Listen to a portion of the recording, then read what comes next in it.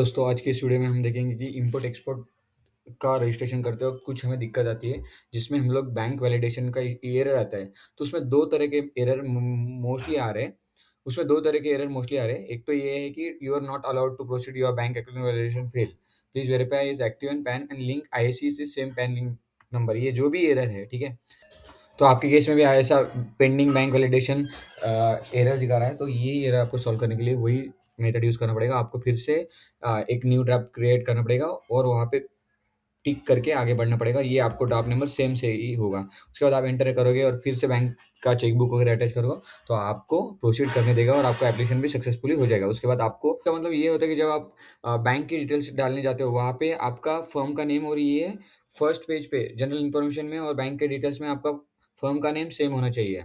If same होने के बाद भी एरर दिखा रहा है और ये भी एरर आ रहा है, ये कौन-सा ये एरर है? You are not allowed to proceed your bank account valid failed. Please verify. ये यहाँ पे फर्म का नेम और बैंक का नेम सेम रहने के बाद भी एरर आ रहा है और वेरीफाई नहीं हो रहा है वैलिडेट, और आगे फिर सबमिट ही नहीं हो रहा। उसके बाद फॉर एग्ज़ाम्पल आपने सबमिट किया, डिटेल्स डाल दी और पेमेंट भी कर दिया, उसके बाद भी वो शो नहीं कर रहा है आपको कि यार वो वैलिडेट हुआ है या नहीं बोल के। मेरे केस में भी 2 बार ऐसा हुआ था। यहाँ पे देखिए, मैंने पहली बार ये ड्राफ्ट बनाया था, उसमें सबमिट किया था, लेकिन यहाँ पे बैंक वैलिडेशन फेल बोल के आ रहा था। मैंने बहुत बार चैट जीपीटी से ये ट्राई किया कि यार कैसे इसका सॉल्यूशन मिल सके।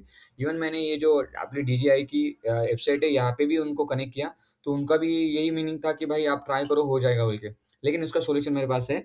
तो उसका सॉल्यूशन ये है कि आपने एक बार ये ड्राफ्ट सबमिट कर दिया, बैंक वैलिडेशन इन प्रोसेस दिखा रहा है आपको। तो इस केस में क्या करना है, नीचे जाके आप न्यू एप्लीकेशन क्रिएट करो। आपका पेमेंट हुआ रहेगा तो भी चलेगा। न्यू एप्लीकेशन क्रिएट करो और फिर से बैंक डिटेल्स एंटर करो मैन्युअली, सबमिट कर दो। उसके बाद ऑटोमेटिकली आपको फीस भी पे करने के लिए नहीं बोलेगा। आपने जो ₹500 पे किए थे, उसके हिसाब से वो पे होके आगे प्रोसीड हो जाएगा। आपको कोई दिक्कत नहीं आएगी।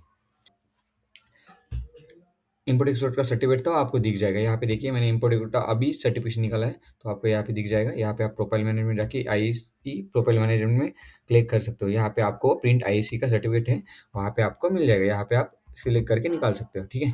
तो मैंने मेरा सर्टिफिकेट निकाल लिया है, तो उस केस में आप भी निकाल सकते हो, उसमें कोई दिक्कत नहीं आएगी।